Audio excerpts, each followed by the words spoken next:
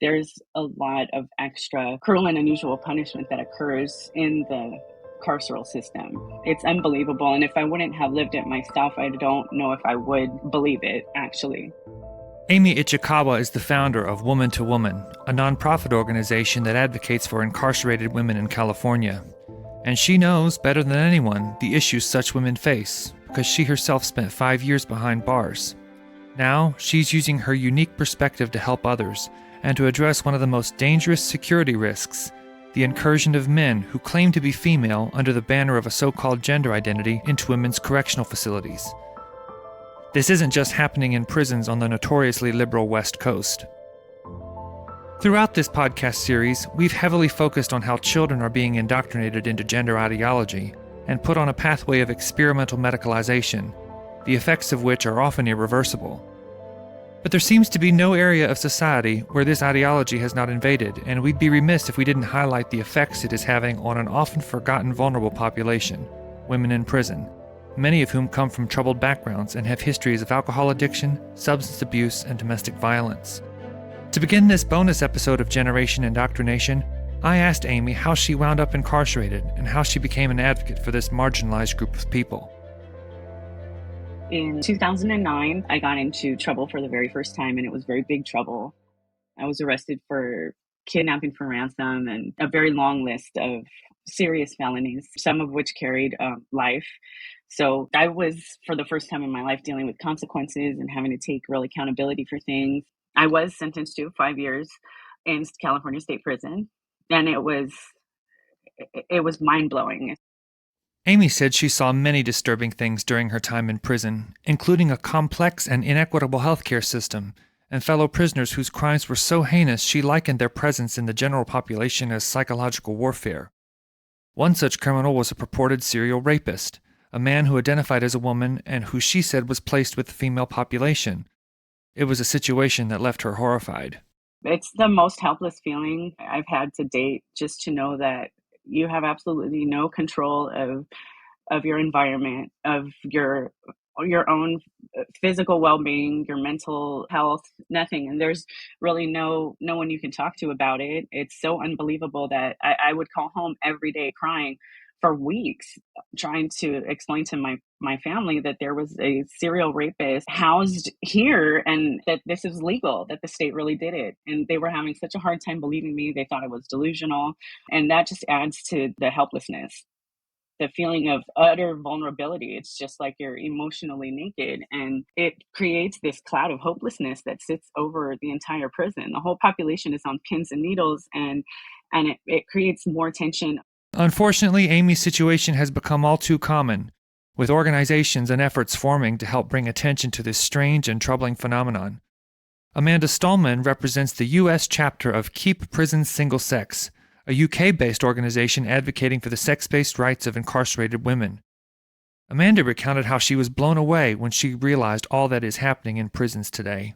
So when I first learned that they were housing men in women's prisons based on their own self-identification about their gender feelings, it was naturally disbelief and horror, and also a realization that this issue had not been brought to the public for a public discussion and debate, that these decisions were being made at a policy level, not by lawmakers, but through policies and administrative processes that are largely hidden from the public. So not only is the fact that it's happening horrifying, but the fact that it appears to be behind closed doors, without public input, without the say-so and consent of the populace, who, when they learn about this, are just absolutely horrified.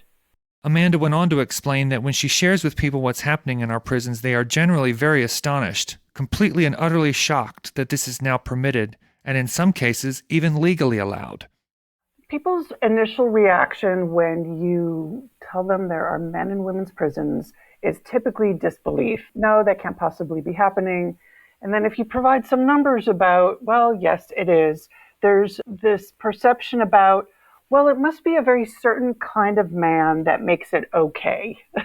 That they imagine a particularly vulnerable, delicate male criminal is the one who is pursuing this option and being granted it. And if it doesn't happen, that they will necessarily be victimized in a men's prison, and that there's no other way to keep them safe.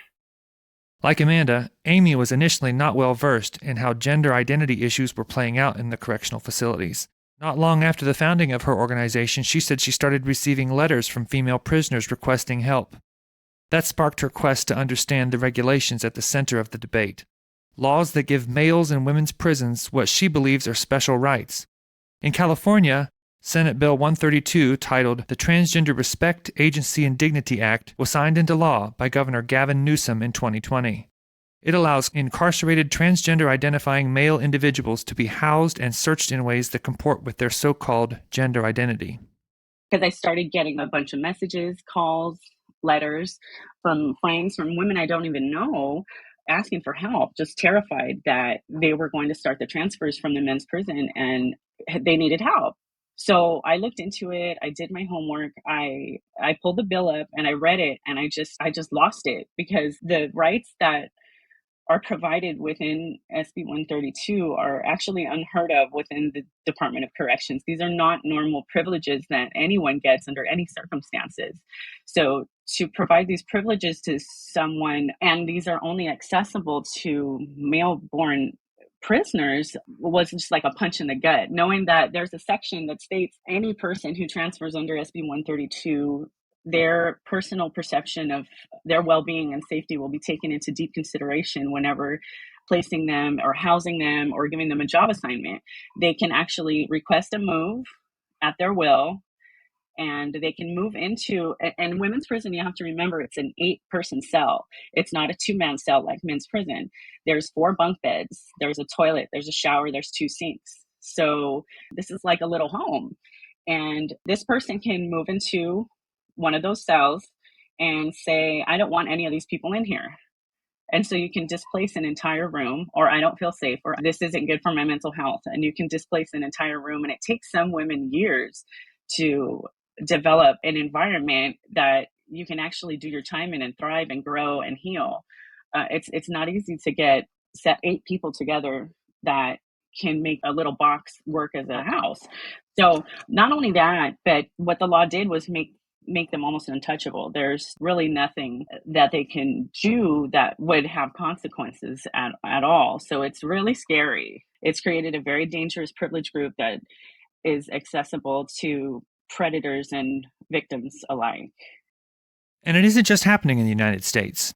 In 2020, I learned about the case of Nina Louise Courtpat, a 13-year-old Canadian girl who was brutally murdered in 2005 on an Edmonton, Alberta golf course.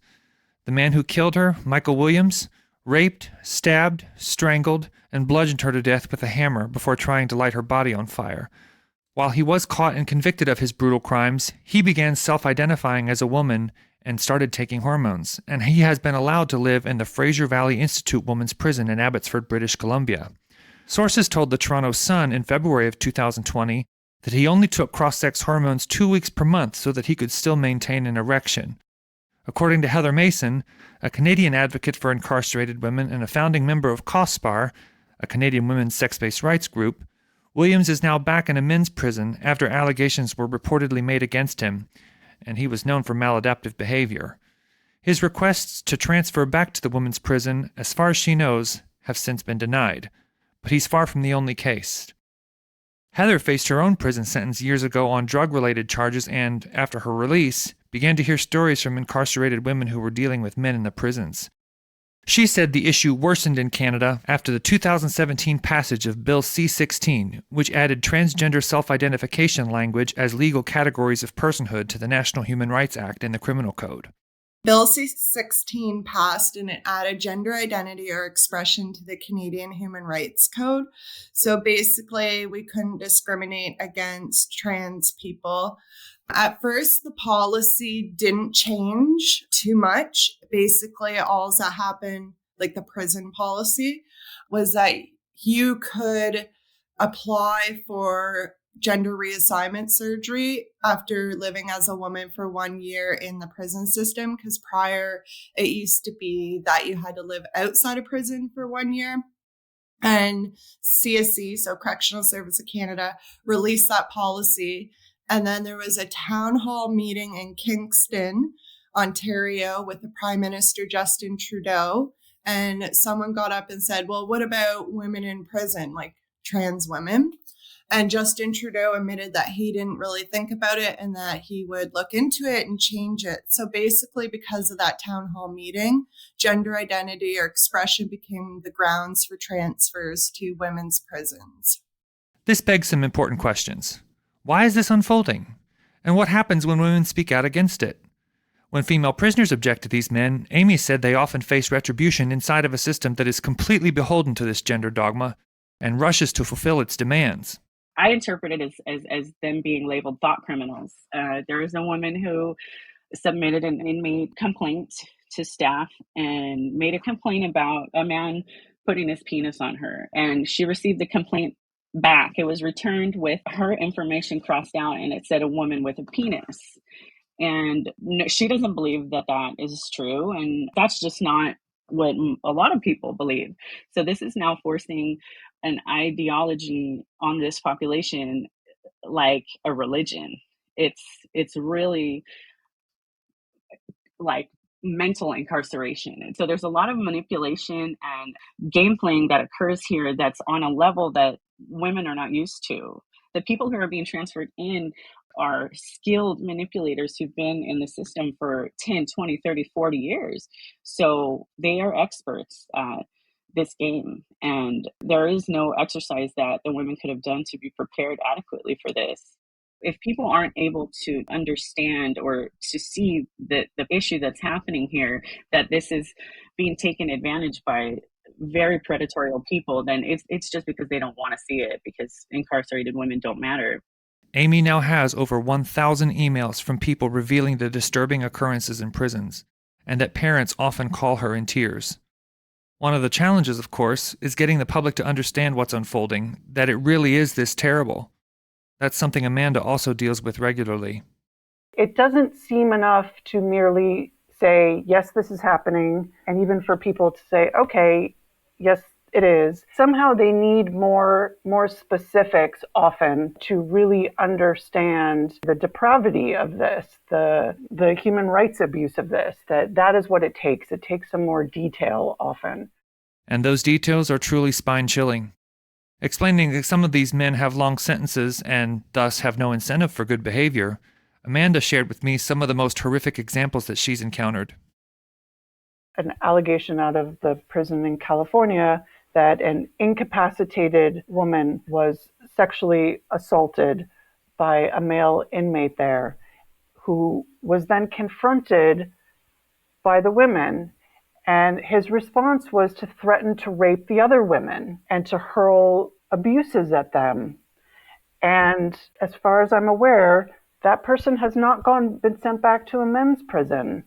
So the women who are subjected to the mere presence of these men are faced with the prospect that even in the face of the most gross violations and the most gross misconduct, that their complaints may go unheard and that they may be the ones punished for raising issues and concerns and reports. And this has been consistent in multiple prison systems. That isn't just from one. We've heard that from women in multiple states in different situations, that there's just a pervasive feeling that they can get away with anything, and I'm the one who's going to be in trouble if I report it. And this was, according to both Amy and Amanda, an issue in California even prior to the state legislation that codified these regulations into law.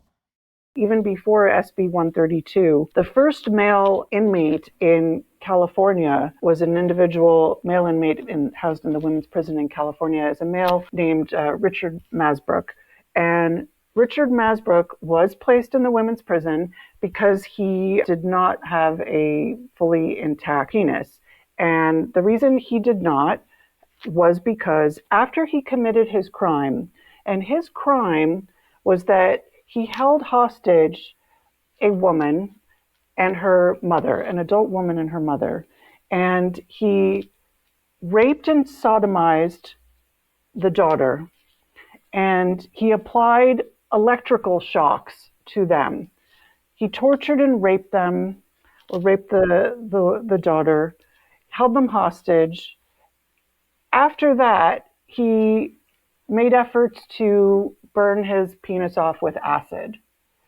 That man who committed that crime on the mere basis of not having a fully functioning penis was allowed to transfer into the women's prison in California, even before SB 132.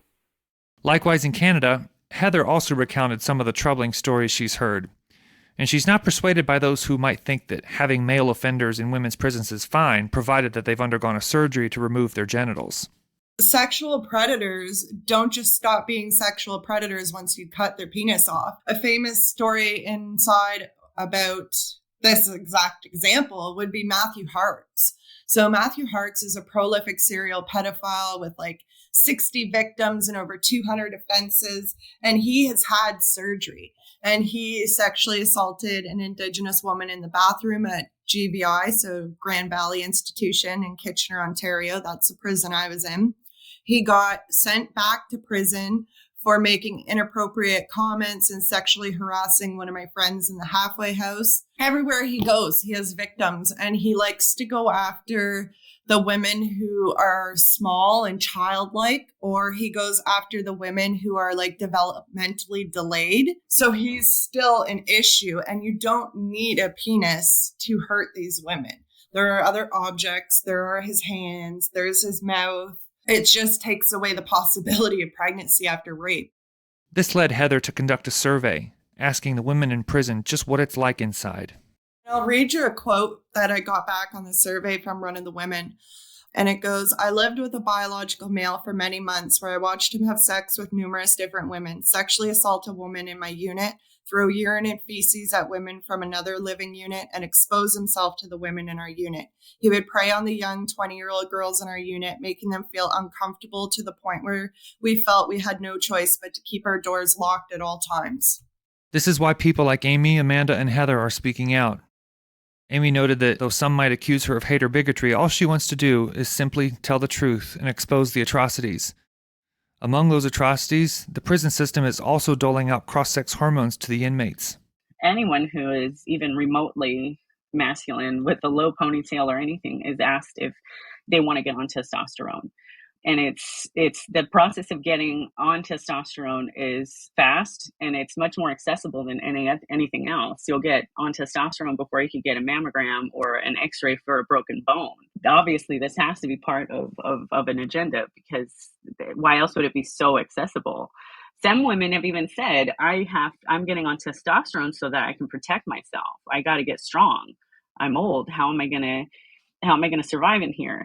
And that's not something anyone should ever have to think about or actually do. Heather expressed a similar sentiment, revealing some of the horrific ways incarcerated women told her they are trying to defend themselves from men.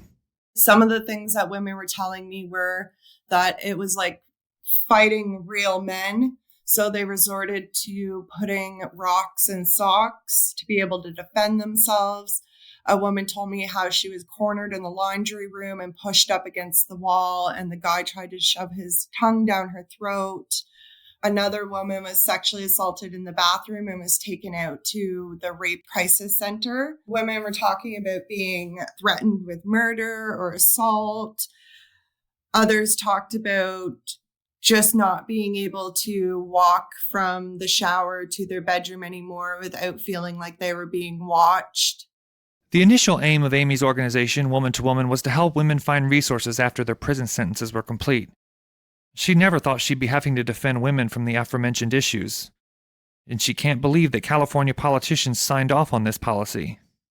It's a nightmare. I don't know if they know how to read or if that's a requirement to be an elected official in the state of California, because it's quite clear. The language is quite clear. There is no way you can deny knowing what this was going to do. Even if you did think that all these people that were transferring in were victims, just knowing that it was not a requirement to get sexual reassignment surgery in order to transfer should have automatically been an indication of the insanity of the bill. So I wrote to Maxine Waters, Dianne Feinstein. I got letters from them that were exactly the same, saying that they stand in solidarity with their trans siblings and they would continue to defend their rights. It does get really exhausting. It does get difficult. And I know that it's going to get harder. And I knew this was a really, really heavy cross I picked up when I picked it up. But I continually remind myself every day that no matter how bad it gets and no matter how much people talk bad about me or try and slander me, it's not half as bad as one day that they're spending in this situation. So I can't be weak and I can't give up, because nothing that I'm going through is even as close as what they're experiencing. What some of them have to think about is going to be the rest of their life. In the interest of fairness, I emailed 2 officials at the California Department of Corrections, specifically inquiring about the hormones and the medical protocols within the prison clinics. I also asked about the experiences of female inmates living with men, and about how many men are expected to be approved for transfer in the weeks and months to come. But I received no response.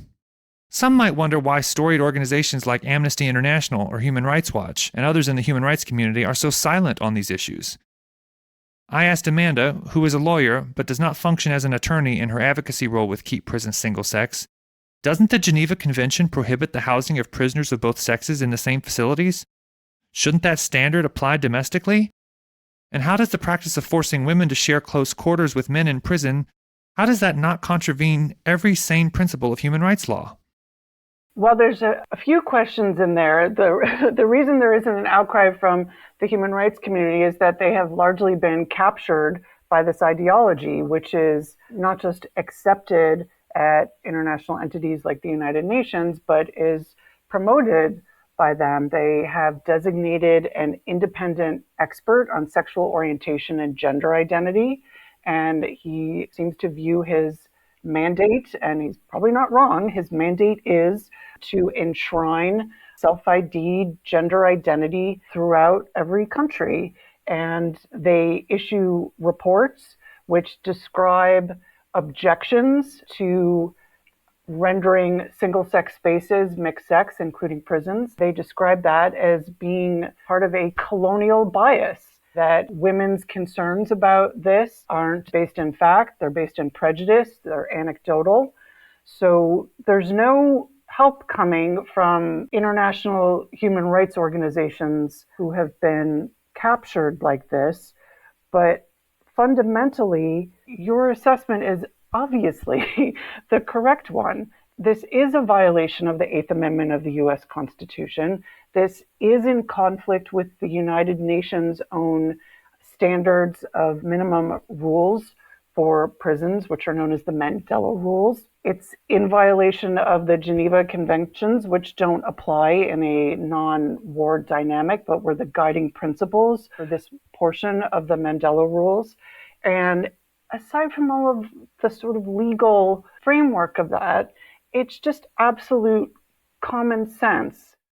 And again, to reiterate, there's also the persistent problem of the general public having a tough time believing that any of this is actually happening right now, today, in our correctional facilities.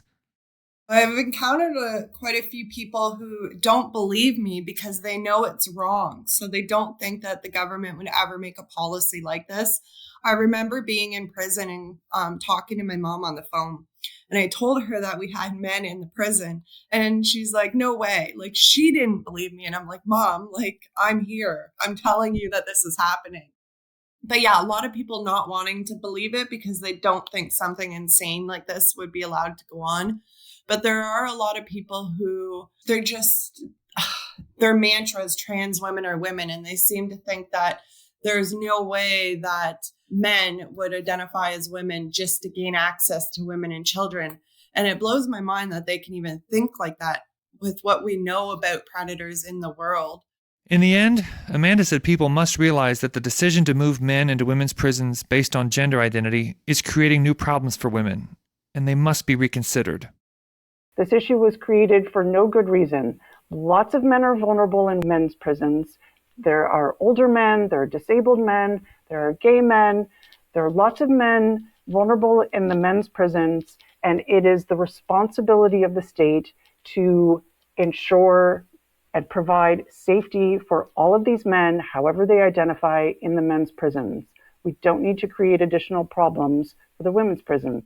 Indeed, we don't, and some groups are trying to mitigate those newly created problems.